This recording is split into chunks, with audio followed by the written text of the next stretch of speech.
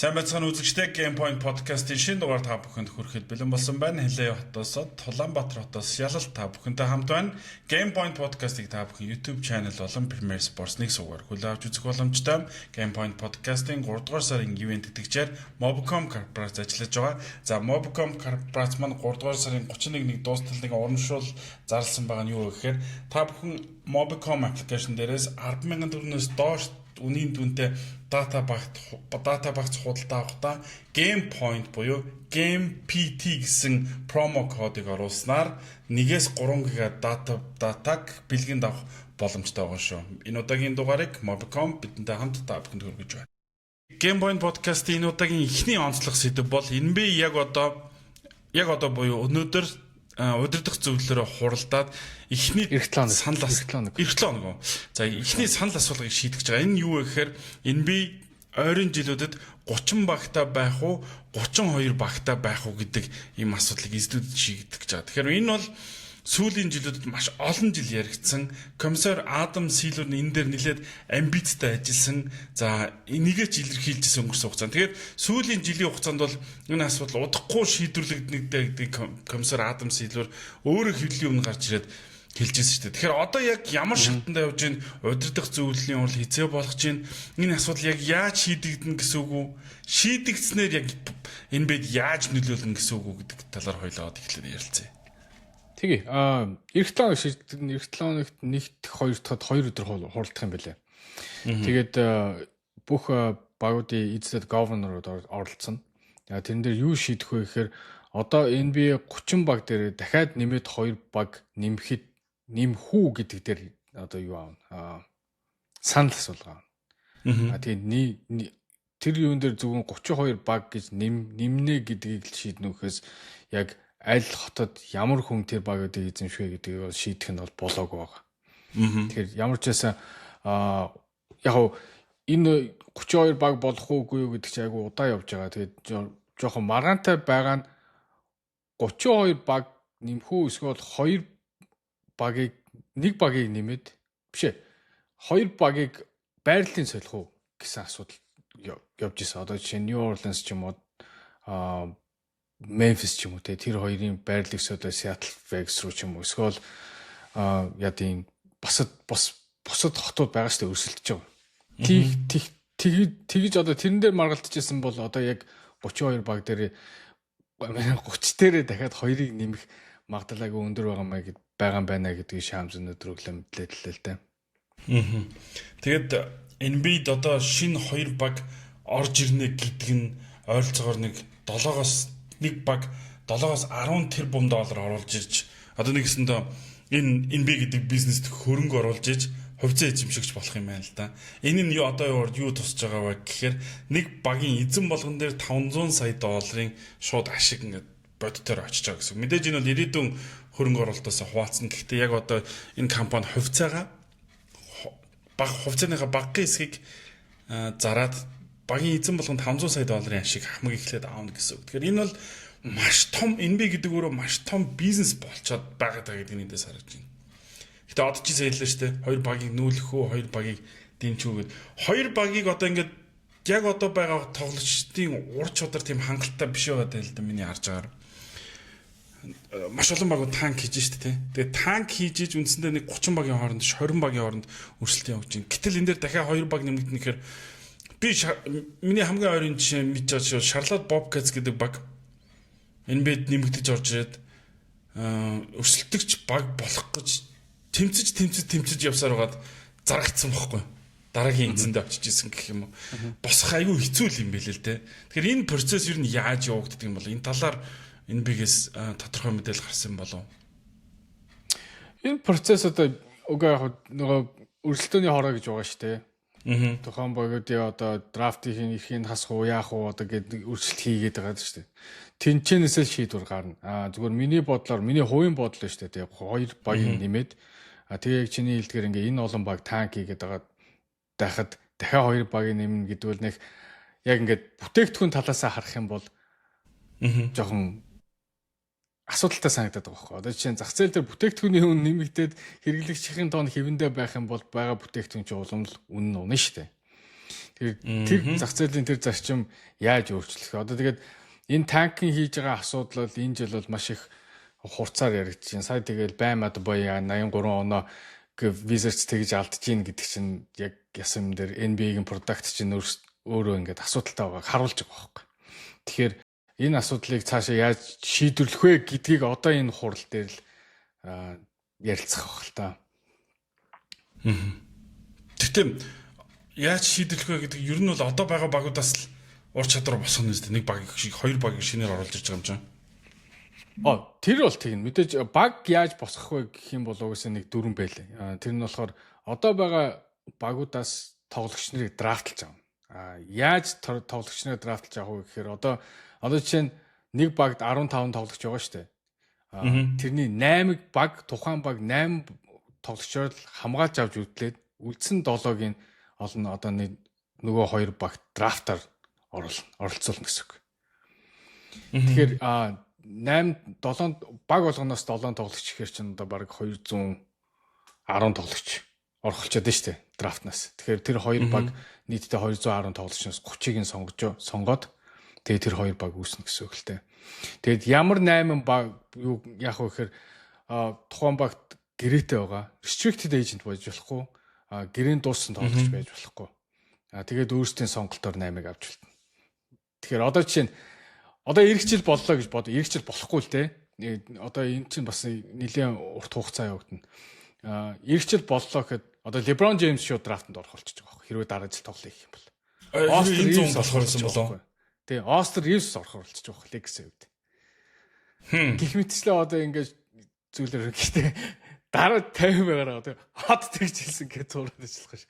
Дараа жил болохгүй. Одоо бол зөвхөн 32 баг нэмхүү гэдэг дээр санал авна. Тэрний дараа ямар хот гэдгээ сонгоно. Тэгээд хотоо сонгосны дараа ямар хүмүүс одоо энэ багийг эзэмших вэ гэд үн хаялцуулна. Тэгэхээр энэ бол нэг юм уу 2 жил at least 2 жилийн процесс болов гэж би бодож байна л да.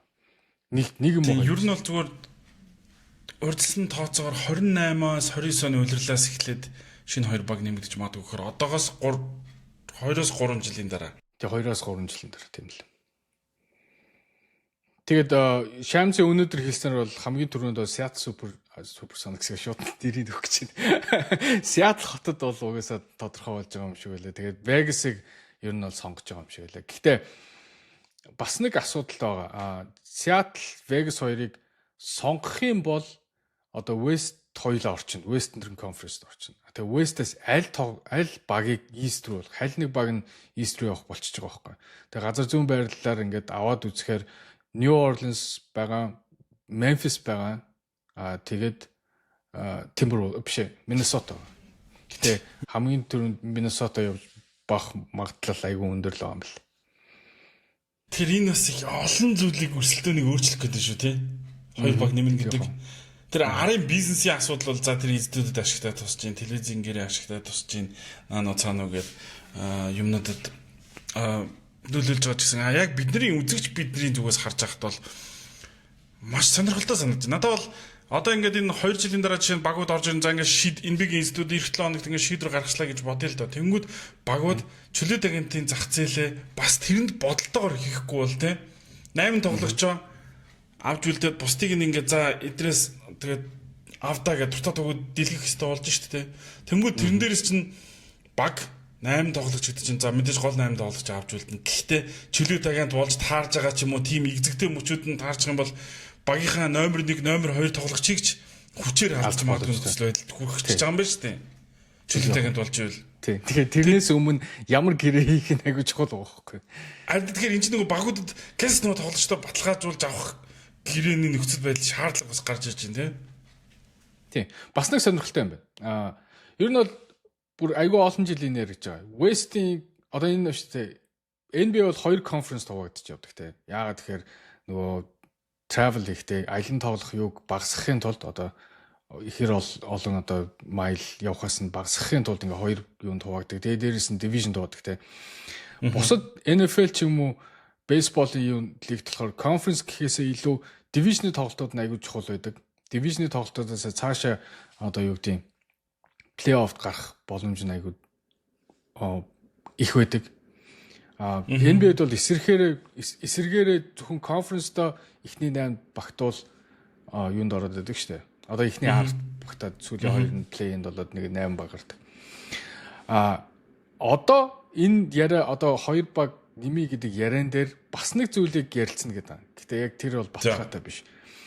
Western Conference байхгүй болгоё гэж яриад байгаа байхгүй. Тий. Одоо Western Conference-ийн нэгээс 32. Yeah, Western Conference-ийн өрсөлдөөн чинь айгүй өндөр, Eastern Conference айгүй муу. Одоо жишээ нь Western Conference өнөөдөр ингээд 7-д явж байгаа Phoenix Suns амжилттай шүү дээ тий. Eastern Conference-д авчих юм бол шууд плей-оффын 4 5 бараг 5 6-аар орчиж байгаа байхгүй. Тэнгүүд West болохоор плей-ин тоглоно гэдэг чинь ер нь бол жоохон харьцангуй байгаа шүү дээ. Тэгэхээр конференсгүй болгоод эхний 20 баг шууд тоглолдог болёо гэдэг зүйлийг бас энэ юун дээр хуралдаа бас ярих юм шиг байлээ. Тэгэх юм бол бас бүсэд болтол. Тэгэхээр нөгөө нэг улирлын ихнээс дээрээс шууд ихэнтлүү гарна гэдэг бас их сонирхолтой болох байна. Энэ угаасаа NBA-гийн өрсөлдөөний хороо нэг бус удаа энэ асуудлыг өмнө гаргаж ирсэн л да.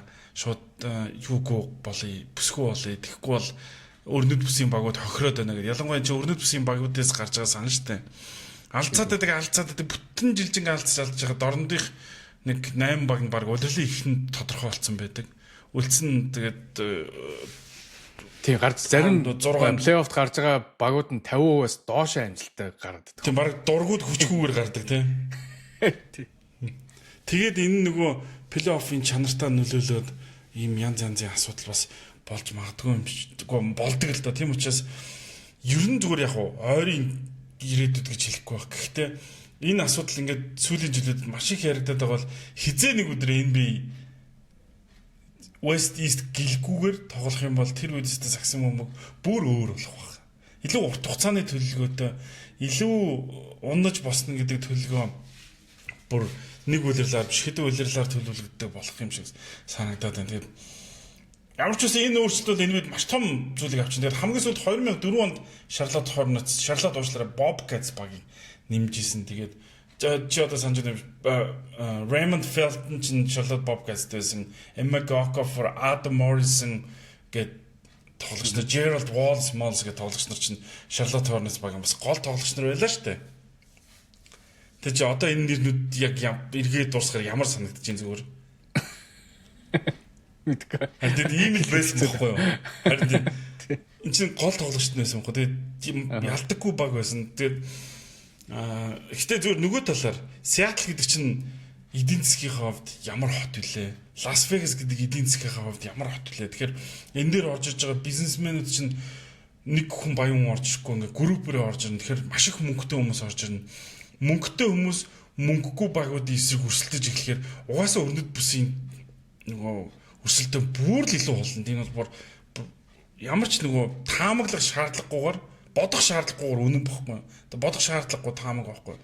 Тэгэхээр дорнод бүсийн тэр нөгөө хэцүү одоо жижиг зах зээлтэй хотууд байдаг багууд өсөөсөг өрсөлдөөнөөс шахагдчих болов гэж зүгээр айгаад байдаг. Одоо бүх хотуудын зах зээл ижлэх юм биш учраас одоо яалттай байлаа. Тийм үү. Seattle гэдэг чинь одоо бас л хоёр дахь том захирын хөндий гэж хэлж болох үз технологийн компани. Тэр Microsoft байна, Boeing байна. Тэ. Шоолн Starbucks гэдэг. Ер нь бол том компаниуд зөндөө байгаа шүү дээ. Тэгэхээр чинь тэр хот жоор эдийн засгийн маш тийм хүчтэй эдийн засаг. Энэ би угаасаа өмнө Seattle Supersonics гэдэг баг байсан учраас тэнд баг өртөө байхгүй юм бэ өөрөө баг буцааж авчиж өг. Тэгээ тийм эдийн засгийн сонирхолтой угаасаа татгал зэмгүй авчна. Vegas-ийн одоо баг дээр ер нь бол олон хүмүүс үн хаилцах юм шиг байгаа. Хамгийн түрүүнд LeBron James бол LeBron James-ийн групп оролцох нь бол баг тодорхой болж байгаа шиг байна. Тэрнээс гадна Magic Johnson энэ талаар бүр Vegas-ийн governor-тай одоо Nevada мужийн governor-тай очиж уулзж яах гэсэн мэдээлэл гарсан. Тэгэхээр Vegas хотод одоо бий болох тэр баг дээр бол нэлээд олон үн хаилцаа болох юм шиг үү? Нэлээд орсолтой болох юм шиг. Тэгэхээр 10 сая гэдэг байгаа шүү дээ. 7-оос 10 сая. 7-оос эхэлж 10 тэрбум сая гинэ. 10 тэрбум бол 7-оос эхлээл тэгээд 10 гараал явах бол гэж бодож. Vegas-ийнх бол нэлээд өндөр болох. 10 тэрбум доллар гэдэг ч одоо 10 тэрбум доллар гэдэг ч одоо 35 их 80 төгрөг гэсэн үг мөн үү? Ойролцоогоор тийм. Мөн үстэй. Манай улсын 1 жилийн төсөв байгаа байхгүй юу? Энэ бид нэг багийн орох нь. Тэгэхээр ямар хэмжээний бизнесийн талаар бид нар яриад ойлгомжтой байгаа үстэй тийм. Тэгэхээр энэ зүгээр л тэгээд сүүлийн жилүүдэд одоо чинь яг Сан Францискогийн залгаа Окленд одоо өнгөрсөн жил хамгийн сүүлийн мэргэжлийн спортын багийг алдлаа шүү дээ. Окленд Athletics гэдэг Moneyball киноны одоо гол одоо баг Brad Pitt-ийн тэр гой киноны түүхэн киноны гол дүр болж исэн Окленд Athletics гэдэг баг хамгийн сүүл Окленд хотыг орхиод гараа явсан. Энэ юу гэхээр тухайн хотын эдийн засаг нь өөрөө бусад хоттой харьцуулахад маш муу байгаа учраас Лас Вегас руу явж байгаа. Тэгэхээр Лас Вегас баг Oakland Raiders гэдэг NFL-ийн багийг авчиж байгаа юм. Oakland Athletics гэдэг бейсболын багийг авчиж байгаа. San Francisco Warriors гэдэг нэртэй байсан ч Oakland-д байсан тэр багийн San Francisco-т эдийн засгаараа бас бид нар илүү чадна штэ гэдээ авчиж байгаа. Тэнгүүд Лас Вегас хот ингээд дахиад одоо загсан бөмбөгийн багтаа болчих юм бол Лас Вегас хот бүхэнтэй болчих жоох. Тий. Хотын хувьд. Тэгээ хамгийн гол нь жижиг ямар их мөнгө эргэлддэг жижигхэн цөлд байгаа жижигхэн хотолтой гэхдээ ямар их мөнгө эргэлддэг хотолоо дэлхийн бүх жуулчин Лас Вегас заавал ороод гардаг. Тэгэхээр Лас Вегасын бэс загсан бөмбөгийн багийг заавал үзнэ гэсэн үг шүү дээ. Тийм төрний 7 хоногт би бас хов нэмрээ оруулчихал ирлээ тэр эдийн засаг. Нэлээд хов нэмрээ оруулчихал ирв. Тийм учраас нөгөө тэнд хүмүүс мөнгөө өрөх гэж очдог. Лас Вегасыг угаасаа 2 хоногийн хот гэдэг. Яг хүмүүс мөнгөө өрөх гэж очдог. 5 дахь орой очоод бүтэн сонироо буцдаг. Магадгүй хагасны оройн NBA-ийн тоглолтуудыг заавал нэг үздэг ч юм уу те. Эсвэл тийм эсвэл 3 хоногийн хотч болох боломжтой болж байгаа байхгүй энэ одоо NBA-ийн баг бацнаа. Тэгэхээр Лас Вегас хот маш том өрсөлдөгч болж байгаа юм. Хамгийн гол нь эдийн засаг сайтай хүчтэй энэ багууд чинь орж иж байна гэдэг чинь яг түрүүний одын яриадсан бүсийн өрсөлдөөнийг угаасаа тэнцвэргүй болгоно. Тэгэхээр энэ мэтчлийн зүйлүүд энэ бие дотор угаасаа яригдж байгаа нь тодорхой. Тэгээд яаж шийдэхийг харахал үлдээ. Ер нь бол ихтэй зүгээр энэ урт хугацаанд яригдж байгаа учраас маргааш зүгээр эх 7 хоногт албасны санал хураалт болол дэмжигдэх нь бараг тодорхой юм биш үү тийм үү? Тийм, Шамсын хэлснээр бол ер нь бол дэмжих нь бол тодорхой болсон л юм шүү. Тэгээд ер нь бол нөгөө формул нөгөө нэр төдий санал асуулгал нь дараагийн 7 хоногт болох юм шиг. Тэгэхээр NBA 32 багтаа болох нь ер нь бол цаг хугацааны асуудал биш, тодорхой болсон эх 7 хоногт л албачих юм байна.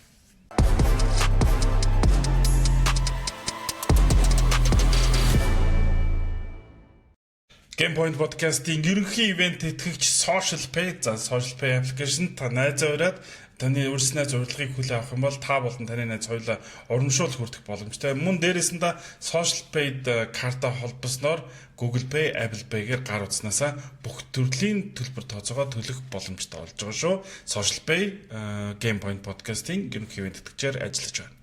Social Pay-ээр хамтдаа урамшуулал авах найзаа урийн аянд таныг урьж байна. Social Pay-ийн хэрэглэгч та шинээр найзаа урих бүртээ 5,000 төгрөгийн мөнгөн урамшуулал аваарай. Харин таны урилгаар аппликейшнд амжилттай бүртгүүлсэн найз чинь Social Pay дээрх Virtual Mastercard, Google Pay эсвэл Apple Pay холбоод 10,000 төгрөгийн урамшуулал авч дэлхийн хаач хамгийн хэлбэрээр төлбөр тооцоогоо хийж олон төрлийн урамшуулал хөтөлбөрт хамрагдах боломжтой. Social Pay-ээр найзаа урьж, найзтайч гэсэн бэлэг бариарай. Сая түрүүн ярьсан шүү дээ. Би нэг асуухгүй үнэхээр чадахгүй. Би Монголд ирсэн маа өчтөр NBA Talk нэвтрүүлгээр орсон. Яриагуу маш гоё удсан байсан учраас нэлээд ярианы дийлдэх минутыг эзэлж ярьсан. Гэхдээ нэг зүйл санагцсан. Өчтөр би нэвтрүүлэг дээр ч хэлсэн. NBA Talk яг телевизийн эфир гэдэг утгаараа нэлээд тийм officially байдлаар ер нь явдаг юм байна. Би яг өчтөр дотор нь ороод өөрөө суусан чинь подкаст чинь нөгөө подкаст учраас хоёлаа бол хамаагүй үзэл бодлоо чөлөөтэй илэрхийлж чаддгийм байна гэдгээс би мэдрэрлээ. Тэгсэн чинь хөтлөгч нь гэдэг нэг сонио хүн нэг жижигхэн подкастын хөтлөгч гэдэг намайг бас их өдөөд инлээ. Тэгээд яг хөө тэр удахгүй харуулна. Өчтөр нөгөө өнгөрсөн 7 хоногт Баймад Боёгийн 83 он авсан түүхэн рекордын талаар мэтгэлцээ өрнүүлсэн байхгүй юу? Энэ 83 оноо яагаад их хараас шүмжил дагуулдаг байгаа. Миний хувьд би жишээ нь юу гэж бодож байгаа вэ гэдгийг энэ би доктор хангалттай харсан. Тэгэхээр би чамаас асуухгүй чадахгүй надад. 83 оноо яг яаж хүлээж авсан бэ? Тэгээд одоо ингээд хэд хоног уур амьсгалан намжсны дараа юу гэж бодогдож байгаа юм? Чиний хувьд 83 хоног яг авч явах явцад нь би юун дээр яг машин байр Vegas руу явж байсан. Зам дээр тэгээд явж үзэж бол амжаагүй. Тэгээд уусаад яг Vegas очсны дараа тэгээд highlights центр харжлаа юм л тэгээд хүмүүсийн reaction. Яг 88 оноо ингээ авлаа Adebayo ингээд гүйцчлээ гэдэг notification-ыг хараад бол надад вау гэсэн санагдсан. Adebayo авчихжээ гэдэг чинь амар surprise нь санагдсан. Яг 81 оног Kobe-гийн 81 оног хин нэгэн эвдэх нь бол угаасаа цаг хугацааны асуудал байсан. Тэгээд Kobe ч өөрөө амьд байхдаа хэлжсэн. 81 миний 81 оног хин нэг нь эвдэх нь бол цаг хугацааны асуудал гэж. Зүгээр голд яагаад хүмүүс ингээд бишээ хэвлэл мэдээлэлүүд одоо токен хайц гэдэг нь шүү дээ. Одоо энэ хэвлэл мэдээлэл дээр ганц react хийж байгаа одоо энэ сэтгүүлч нар ч юм уу ямар нэгэн хүмүүс яагаад ингээд react-лаад байм руу одоо юу гэдэг 83 оног ингээд одоо ёс зүг авчлаа гэдэг юм яриад байна. Тэгэхээр тийм тухайн тоглолтын төгсгөлд болсон үйл явдлаас л болж байгаа байхгүй. Ер нь бол тэр тоглолтыг сунгаж байгаа. Одоо ер нь бол зүгээр цагсан арга барил. Тийм арга барил нь жоохон нийцэхгүй хүмүүс таалагдахгүй болоод тэгж байгаа. Хүмүүс баймад байгааг хувьд бол надад бол уусаад боломжоо ашигласан хийх юм а хийж л байгаа. Одоо ингээд рекорд чинь яагаад бид нар хөтөлтийн хин нэг дараагийн эвдэх гэж тэрийг эвдүүлэх гэж одоо юу гэдэг энэ баарыг одоо нэг тавьсан баарыг ийшээ даваач гэдэг зүйлийг л гаргаж ирж тавьдаг шүү дээ. Тэгэхээр хин нэг нь эвдэж байгаа нь бол надад бол нэг хахтар сүртэй бол санагдаагүй. Washington Wizards NBA-ийн баг 48 минут тоглосон. Тэнд ямар нэгэн хууль бус юм байсан уу, дүрмийн бус юм байсан уу байгаагүй. Зүгээр нэг юмд жоохон одоо disappointing байгаа нь Wizards гэдэг баг NBA-ийн баг. Энэ Wizards-ийн одоо юу гэдэг өмсөөлийг өмсөө тоглож байгаа хүмүүс одоо NBA-ийн тоглогч нар үжиж жоохон тийм prideтай өрсөлдөө үзүүлэхгүй яасан болдоо л гэдэг дээр л жоохон disappointed л. Тэгээд яг нөгөө бичигдээгүй NBA-ийн ч юм уу спортын бичигдээгүй хууль sportsmanship энэ төргээд байдаг штэ. Spoilster гэдэг дасгалжуулагч айгүй олон жил одоо NBA дасгалжуулж байгаа дасгалжуулагч нэг айгүй хүндлэл хүлээсэн. Яг тэр зүйл дээр Spoilster бас нэг талаар ондоо байдлаар хандах байсан уу гэж бас нэг асуулт гарч ирсэн. Гэхдээ одоо заавал тэгш бол шаардлага байхгүй штэ. Тэгээ гэхдээ дараа нь ямар нэг юм болоход эн чинь одоо бичигдээгүй дүрм мэдлээ инглээ тэглээ гэдэг одоо комплейн хийх хүн одоо юу гэдэг эрх тэр хүнд байхгүй л боллоо гэж бодож байна. Тийм харин тэгэхээр нөгөө нэг этикийн асуудал гэдэг байгаа шүү дээ. Биний нөгөө хүмүүс энэ дэр маш олон хүмүүс надад санал нийлж байгаа хүмүүс ч байгаа, шүүмжилж байгаа хүмүүс ч байгаа. Энэ зүгээр надад төрсэн бодол байхгүй. Тэгээд би дараа нь Америкийн хэвлэл мэдээллийг харсан ESPN-ээр сэтгүүлчид юунууд тэгэхээр яг үж харж байна гэхээр маш их шүүмжлээд байгаа юм. Уг нь 83 оны авцсан түүхэн үйл явдал байхад яагаад алгадчихгүй шүүмжлээд байгаа юм бэ гэдэг байхгүй. Тэгээ хүмүүс энийг бас ойлгохгүй байгаа. Яагаад шүүмжлээд байгаа? Ер нь ямар нэгэн рекорд яраас угаасаа ингэ чичирдэг штэ гэдэг. Үгүй тийм ээ. Чичирдэг. Үнэн боломж гарч ирэх юм бол чичирсэн буруу биш. Гэхдээ зүгээр сагсан бөмбөгийн тоглолтын дээр дуустал чичирж байгаад авцсан бол нэг өөр хэрэг.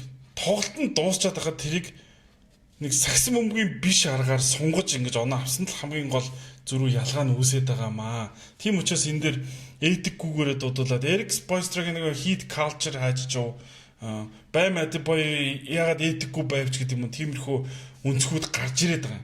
Тэгээ энэ бол яг л хүмүүс яаж хүлээж авч тэр өөрсдийн хүлээж авч байгаа юм зэрэг байхгүй. Гэтэ би хамгийн гол зүгээр харсан ESPN нэлээд том нэвтрүүлгүүд подкастаар нэг алдартай сэтгүүлчд бол шууд цөм шүүмжлээд байгаа байхгүй. Магтаж байгаа хэсэг байгаа юм. Адилжим л түүх шүү дээ. Чиний яг чиний хэлсээр рекорд бүтээгдсэн. Гэтэ магтаж байгаас илүү шүүмжлэн өнгөрсөн 7 хоногт маш их байлаа шүү. Гүг тэр чинь шүүмжлэх нь аргагүй тэр чинь шүүмжлэх гэжлэнд бод сууж байгаа хүмүүс шүү дээ. Тэгээд яагаад шүүмжилж байна? Би одоо дахиад хэлье. NBA гэдэг одоо энэ тоглолт толгон байна шүү дээ. Одоо хүмүүст үзүүлж байгаа. Тэр тоглолтыг хүмүүсээс TikTok-д үзүүлж байгаа тийм. Тэр тоглолтыг телевизээр мөнгө төлөөд гаргав. Мөнгө тэнцэнээс аваад гаргаж байгаа. Юм болгоноос орлого олж иж тэгэд эргүүлээд үзүүлж байгаа бүтээгдэхүүн тийм байхаар ч хүн шүүмжлэнэ үстэй.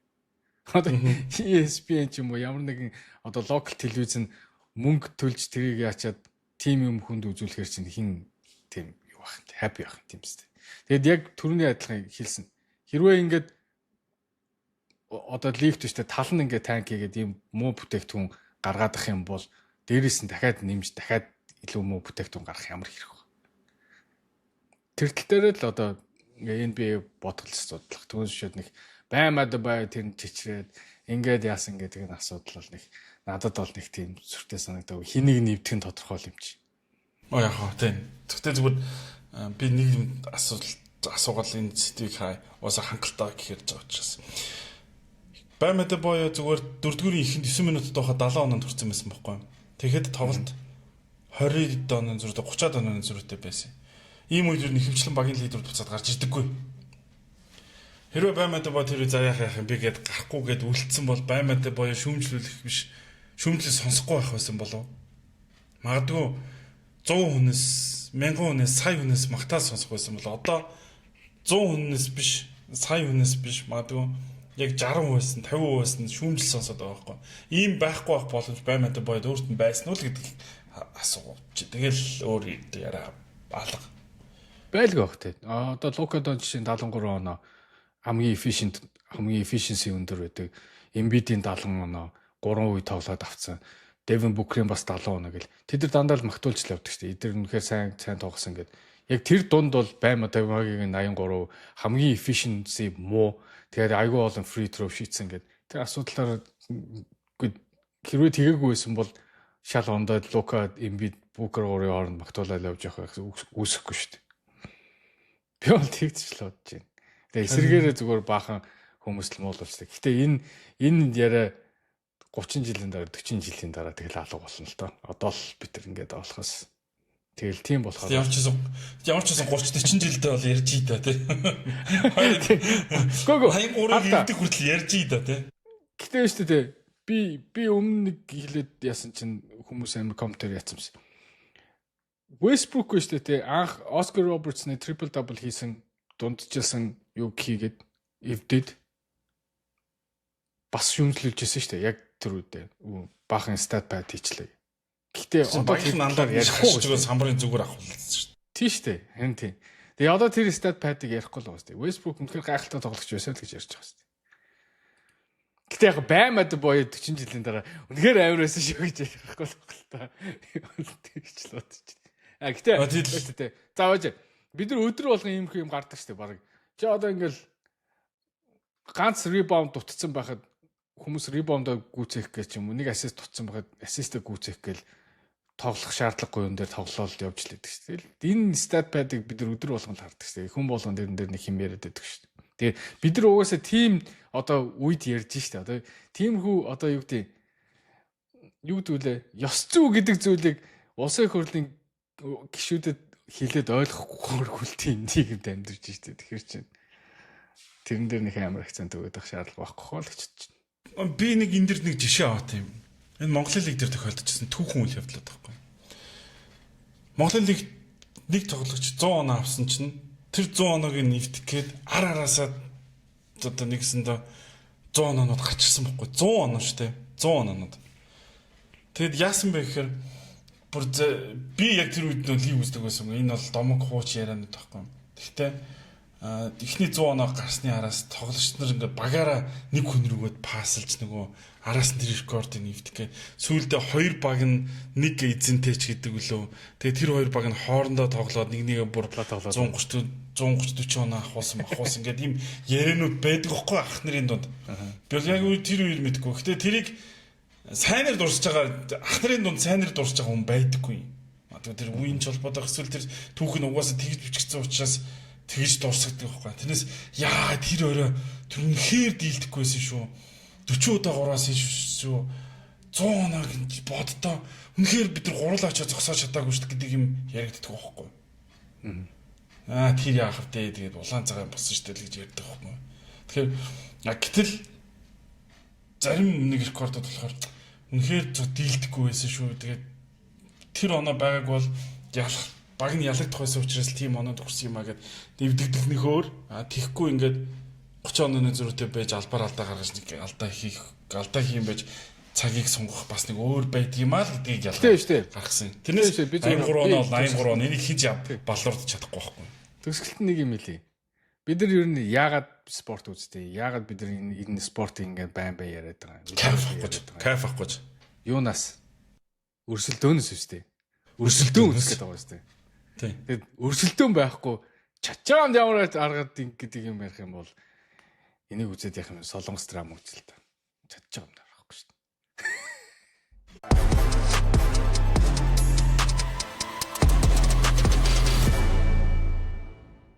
Game Point podcast ерхий үеинд тэгэхээр үе мөчний шингэн доктор Joint Movement Colchosum-ийн ажиллаж байна. Тэгэхээр үе мөчөнд хэрэгтэй байгаа хүний толгуур хэрэгтэн болох өвдөгний үе мөчөнд хамгийн хэрэгтэй шин тэжээлэг өгдөг Joint Movement Colchosum-ийн Монголд аль бие ёсоор борлуулад ихэлсэн учраас Канадын энэ шилдэг бүтээгдэхүүнийг та бүхэн захиалж хөрвүүлэх боломжтой Joint Movement Colchosum ингээд Facebook хуудасаар норж олон замун худалдааны төвөд эмийн сангуудаар адил хэдийн борлуулагдаад ихэлсэн байгаа шүү. Тэгэхээр хэвтрийн дэглэмтэй үе мөчний өвчтөй спортоор хичээлдэг гимцэн гээд бүх төрлийн хүмүүст энэ бүтээгдэхүүнийг Game Point подкастын зүгээс санал болгож байна. Цогц найрлага бүхий үе мөчний шингэн доктор. Үе мөчний өрөвсөл, өвдөлттэй, бэртэл гэмтэлтэй, спортоор хичээлдэг ахмад настан суугаа ажил хийдэг бүх хүмүүст тохиромжтой. Энэхүү бэлтгэл нь өрөвсөл болон өвдөлтийг намдааж, эдгэрэлтийг түргэсгэж, үений шингэнийг нөгснөөр үе мөчний хэвийн үйл ажиллагааг дэмжинэ. Үе мөчний шингэн доктор.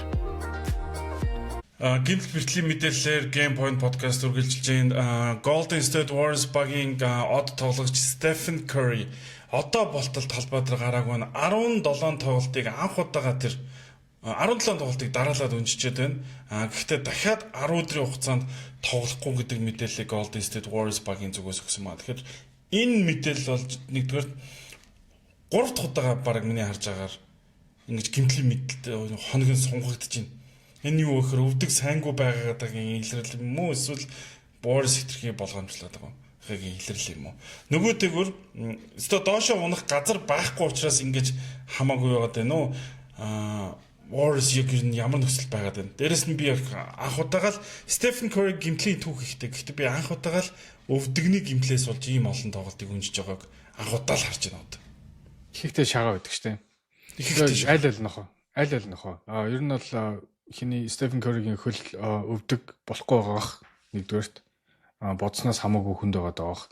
Тэгэд бодсноос хүнд ч яг гэмтэл авсан тэр нь одоо нөгөө recovery хийх цаг нь айгу удаад байгаа бах тий. Айгу сансныг бол хамаагүй удаан recovery хийгээд байгаа бах. Тэгээд яг одоо станцын хэсгийг харахаар яста доошоо play-нээс гарах ямар ч боломж байхгүй болохоор тэгээд бас цаг хожоод байгаа болов уу гэж бодож байна. Гэхдээ юу штэ тий. Уул нь 7 юм уу 8-аар дуусаад нэг л play-ний тоглолт хийвэл амар ахгүй тий. Тэгээ эн чин заавал 9 юм уу 10 орч хочин заавал 2 хожижээж плей-офф руу орох гэдэг шүү дээ. Тэгэхээр энэ асуудал бол миний бодлоор хэцүү л байна. Warriors юу. Тэгээд өнөөдөр уг нь NBA-ийн TV-гээр Warriors Detroit тоглолт байсан байна уу? Тэр тоглолтыг гаргах байжсэн аа. Atlanta Hawks хинтээ тоглолтыг оронд нь тавьсан байсан бэ гэж тэгэхээр Atlanta Hawks өнөөдөр 10 дараалал ялсан шүү дээ. Тий энэ жил ер нь NBA ч гэсэн Warriors-оос give up болж байгаа ял за ингээ бууж өгчих шиг штэ. Тэгээд түрүүний тоглолтын дээр нэг юу гарсан. Би өмнөх юм дээр бас нэг ярьжсэн. Цалингийн засгийн 193 сая буюу 97% гэлөө гэмтэлтэй байна гэсэн үг шүү дээ. Porzingis, Green, Butler хинген Curry. Тэгээ 3% тоглоод уусаа ямар амжилт үзүүлэх вэ? Тэгээ бас яг энэ нөгөө гэмтэл бэртэлгээд яадсан чи Steve Kerr нэг сони юм ярьсан. Сони юм ярьсан ч явахтай нэг юм зохиулсан. Яг тэр нь болохоор өөрийнх нь бодол доо нэг санал болгож байгаа.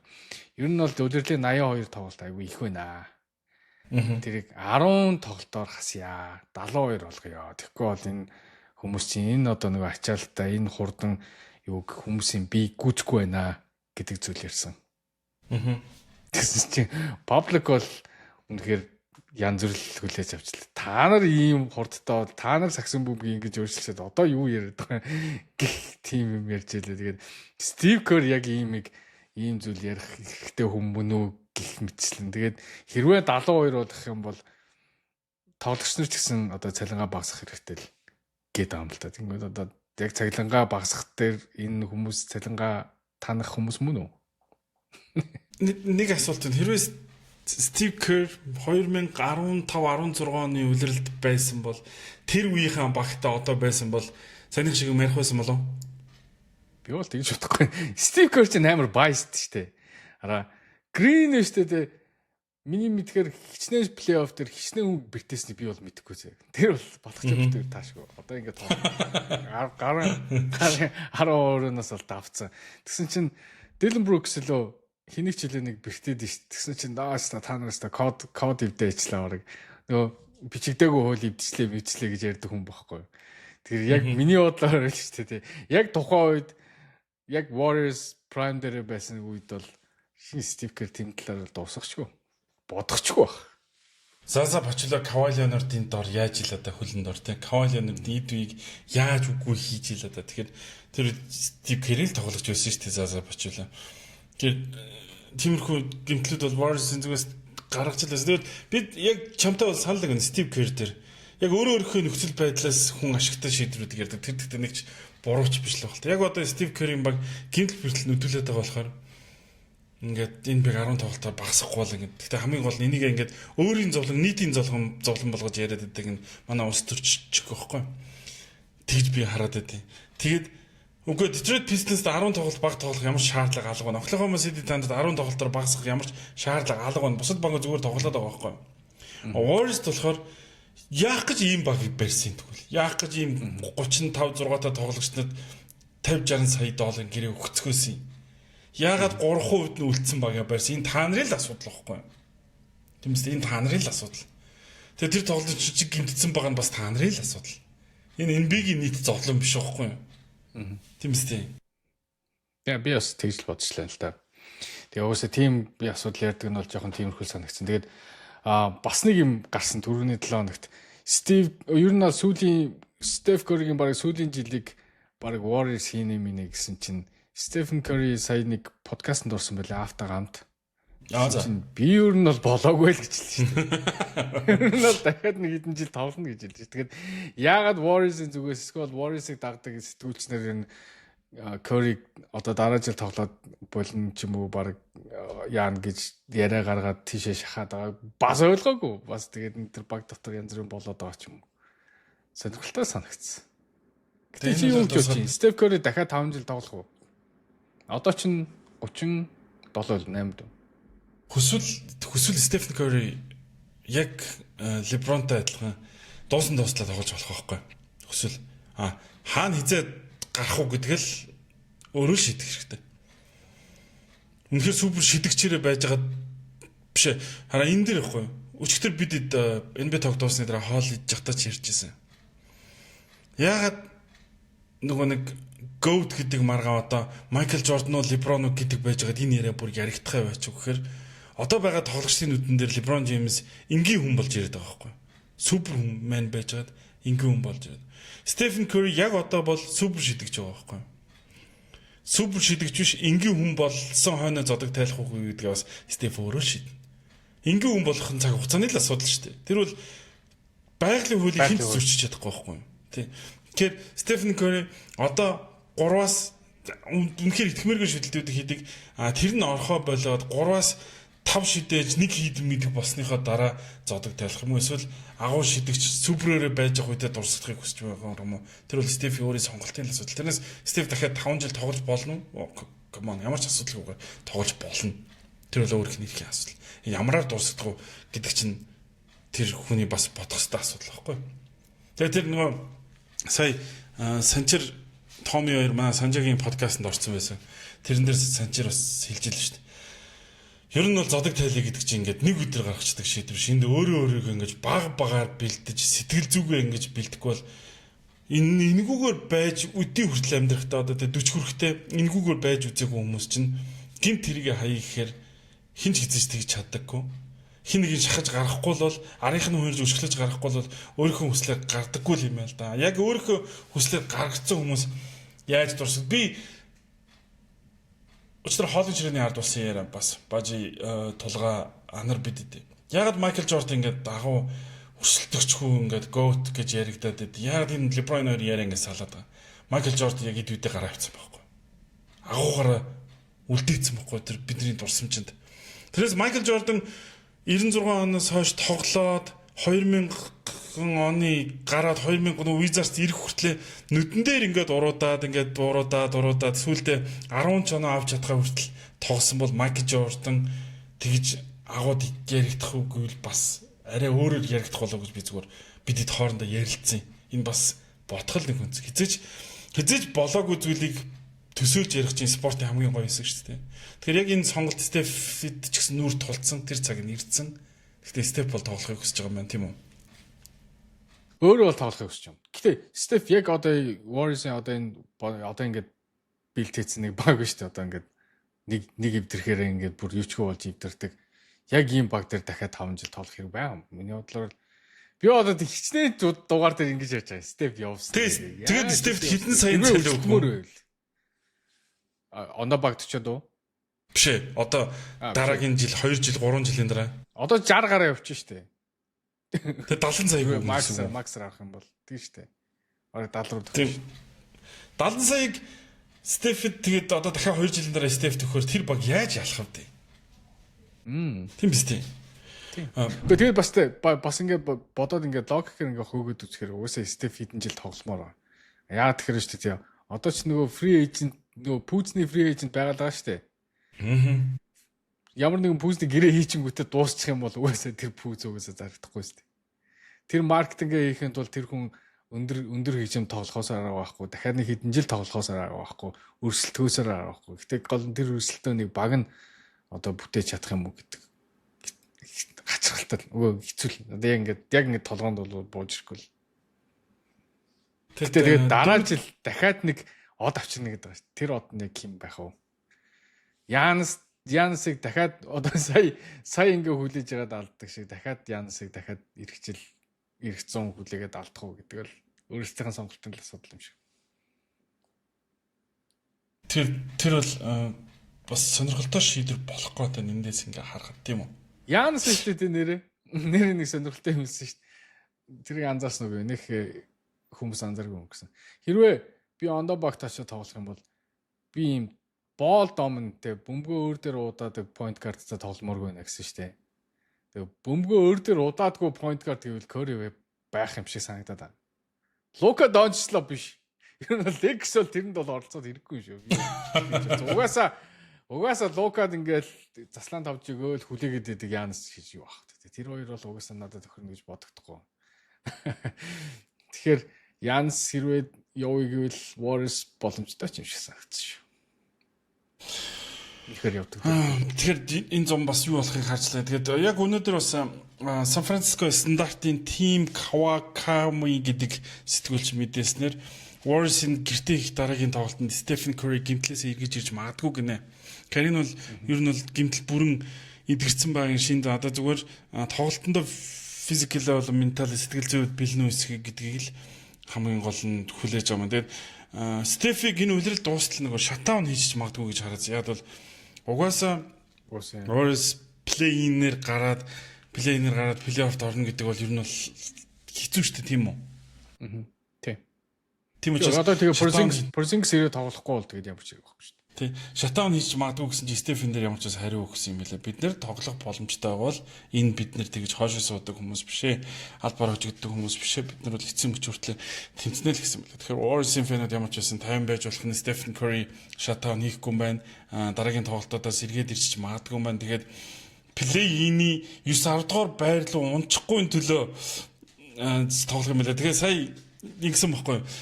Манай Warriors-ийн фэн NBA токен хөтлөгч найцгаа явж байгаад тэгсэн. Одоо Стеф чирчгээ бол гайгүй баха гэхгүй юу? Стеф чирчгээ бол одоо гайгүй баха. Тэгээд бас үзээтэй плей-офф тэр нь яаж ч магадгүй шүү гэхгүй юу? Тэгэхээр би Стеф одоо Warriors 9-р өрөөнд явж байгаа маань за Стеф үед 9-р өрөөнд явж байгаа. Танах Стефтэй үед яг ер нь хэддүгээр өрөнд явжсэн гэсэн чинь за Стивтэй үедээ бол гайгүй байсан шүү 8 дугаар өрөнд явжсэн гэчихлээ. Бас өөдрөг хүн шүү. Тэр хүний өөдрөг сэтгэл санааг бол үнэлэх хэрэгтэй. Үгүй тэгчээ араас нэг заваа инээрээ дээр энийг гэсэн байхгүй. Хорд хэлцээг л шүү дээ. Үгүй харин тий. Тэгэхээр чин энэ үеэрл Lakers-с хүлээлт арай өөр стандарт, Warriors-с хүлээлт арай өөр стандарт л байгаа юм л да. Сайн байсан шүү дээ. 8 дугаар өрөнд байсан шүү дээ гэдэг чинь бол амар хариулт байгаа шүү дээ. Ямар ч гэсэн Stephen Curry ерснээр Golden State Warriors баг сайжрах нь бол лавтай мэдээж ойлгомжтой. Play-in-ий байрлал ахиулах өрсөлдөөн сүүлийн нэг үлдэж байгаа 15 тоглолтод бол хийх байгаа. Тэгвэл яг эцсийн мөчид Warriors бол нөгөө яг ийм оноогоор сайн эхлүүлдэг систем нь ажилдаг тэгээд дөрөвдүгээр үед болохоор ур чадвар дутаал ялагдаад байгаа тэр дүр зураг бол сүүлийн хэдэн жил давтагдж байгаа жишээ сүүлийн 15 17 тоглолтод ч давтагцаар л байгаа тийм учраас хожигдлын тоон их байгаад байгаа.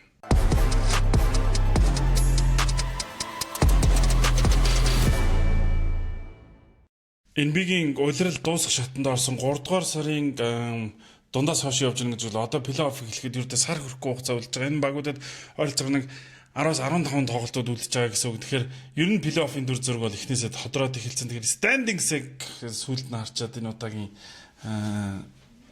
подкастын дугаараа өндөрлүүлэе гэж бодож байна. Тэгэхээр од бидэнд standings-ыг харуулаач. Ер нь бол плей-офф плей-ийн өрсөлдөөн яаж явагдаж байна, байрал ер нь солигдох нь үгүй юу гэдгийг харъя.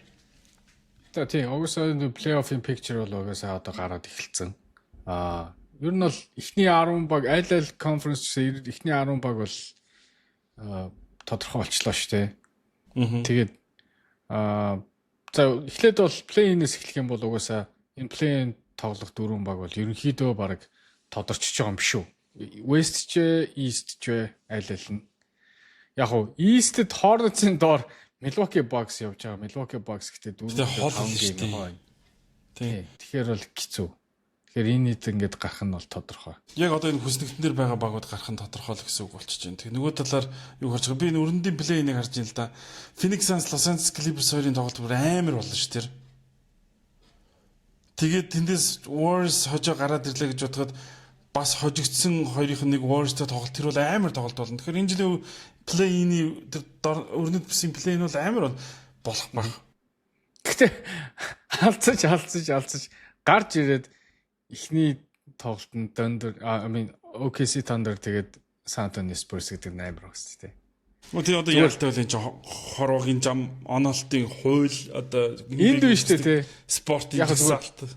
Тий, энд дүү штэ тээ нэг хоёроор гарч байгаа багт гизүү уучраа олчих болов гэсэн багууд нэг байхгүй юм шиг мөртлөө Los Angeles Clippers хэрвээ 7 юм 8-аар аль нэг нь гараад ирэхэд 1-2 дээр байгаа Spurs Thunder 2 жоохон ялныг санаг. Одоо шийтгүүлсэн шиг санагдах. Жоохон хэцүү уучраад харж байгаа юм болов гэж санагдаад байгаа шүү дээ.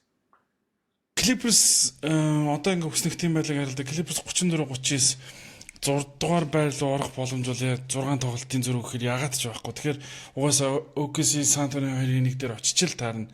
Яа чиний хэлдгээр яхахгүй л энэ хүсмээргүй өрсөлдөгч гэдэг нь л энэ болох байх. Тэгэхээр би баг Clippers 7-оор гарч San Antonio Spurs багтаа эхний шатанд таарах болов. Тэндээс Spurs их юм сурах болов гэж хараад байна. Тэгээд нөгөө талд болохоор яг өрсөлдөөн үзүүлэх багууд мэдээж Miami Heat бол угаасаа алиарч гарсан плей-оффт ямар сайн баг үлээ бид нар угаасаа мэдж байгаа. Яаж ч утсан тэгээд хэцүү өрсөлдөөн үзүүлнэ. Hornets, Charlotte Hornets орж ирвэл бас л нэлээ яг бүр айхтар хожоод явдгүй маа гэхэд ер нь бол нэлээ юу гэдэг нэлээ өрсөлдөөн үзээ сандрах байх шүү. Би өчтөр NBA Talk-ын дугаар дээр ч хийсэн.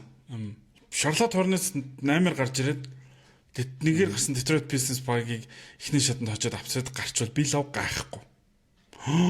Тийм үү гэж би лав хүлээж авахгүй. Тэгэх гээд юм аа л гэж хэлнэ би бол. Үгүй би бас харин тэгж бодоод бас хэрвээ Pistons Charlotte Hornets хоёр таарах юм бол нэг коллежийн сагсан бөмбөг шиг айгу гой сагсан хинж хаашаач юу ч авч болохоор тийм гой сагсан бөмбөг шиг болов гэж би бодоод байгаа шүү дээ.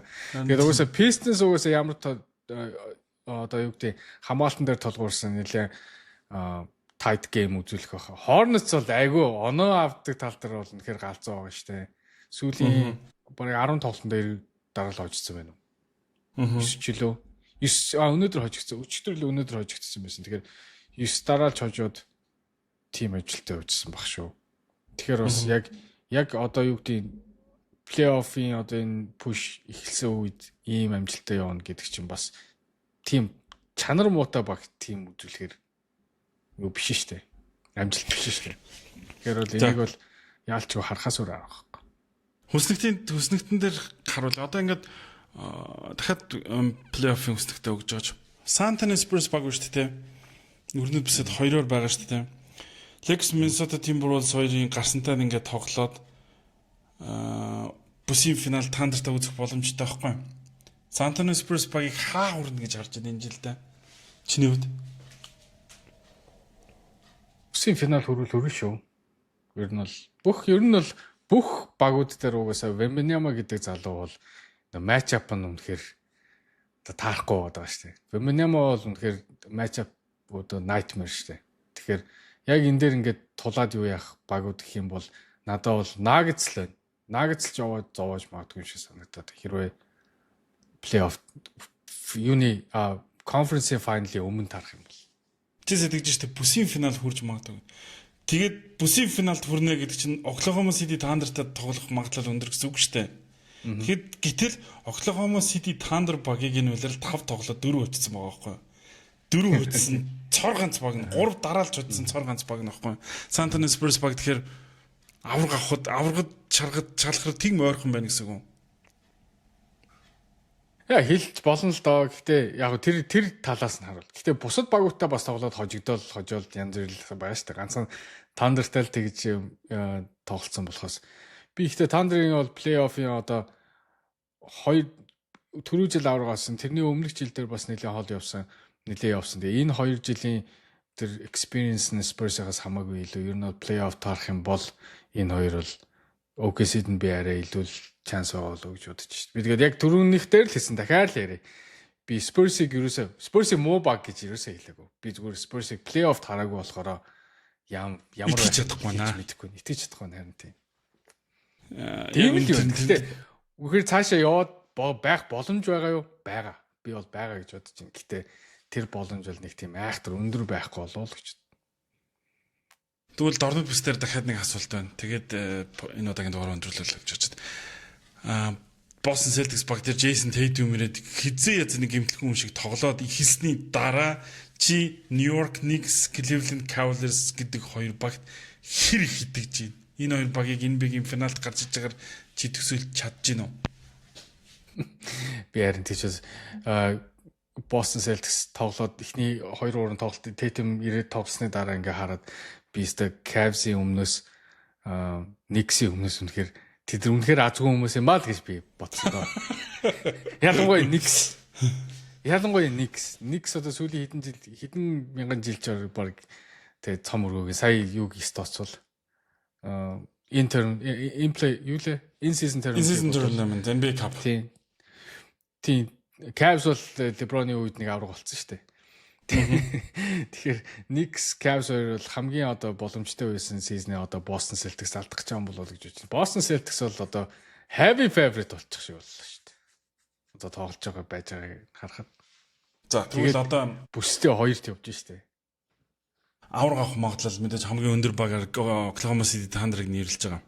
За San Antonio Spurs баг тэдний өрсөлдөгч байна. За чи San Antonio Spurs багийг арай дутнаа энэ жилдээ Oklahoma финалд гараад ирнэ гэж харж байна шүү дээ. Тэгэхээр Boston Celtics-ийг бол чи нөгөө талаас өрсөлдөгчгүй гарч ирнэ гэж хэлээд байна шүү дээ. Яг энэ хийсэн зүйлийн чинь дараа хоёр баг финалд үлдлээ. Яг өнөөдрөөр харахад аль нь очихоор байна? Oklahoma City Thunder. Яа тэгэхээр тэдэнд MVP байна. Shai Gilgeous-Alexander бол энэ жил бол тасархай MVP болсон гэж би бодож байна. Тэгээ бусад role тоглогч нар баг нь бол бүтэн баг тоглосонгүй шүү дээ. Тэгсэн хэрнээл NBA 1 номерын баг одоо хүртэл байж тээ рекордонд. Тэгэхээр яалтчгүй тэгээд авраг болохыг бид нар түрүү жил харсан болохоор яалтчгүй энэ багт арай илүү favorite юм болов уу гэж би бодож шүү дээ. Би болохоор Boston Celtics багт итгэл хүлээлгээд байгаа байхгүй. Тэгээд мэдхгүй яа тэгэхээр 2 дугаар өрөнд явж байгаа баг. Дээрэс нь лидер нэрсэн. Тэгээд энэ үйлрэлд авсан энэ нэг драфтаас авсан нэг хамгаалдаг нэг хиний хүмүүс уу штэ. Одоо Joey Masula-гийн хаздаг нохоонуудыг хэлчихэд баг буруудахгүй бах. Тэр Shireman, Gonzalez тэгээд нөгөө нэг халдсан нөхөр чи хэм блэ? Игүү царайтай халдсан нөхөр чи. Дандаа нэр нь. Гүг энэ мити ингээд хамгаалагч нар байхад би бол Boston Celtics баг дутхгүй гэж хараад байгаа юм. Тийм учраас би бол Boston Celtics багт баг би илүү юу гэж шүү? Магадлал үгүй шүү. Би бол яагаад OKC-д өгч юм. Jordan Wall шуучлаараа мартсан Jordan Wall. Яагаад OKC-д өгч юм гэхээр шүү дээ. Одоо ингээд угаасаа плей-офф эхлээд угаасаа тэгээд дээшээ эд чинь finals дуулах юм яриад штэ. Тэгээд плей-офф эхлээд ингээд явж яваад рост чинь одоо нэр rotation чинь ингээд хумигдаад ирдэг штэ.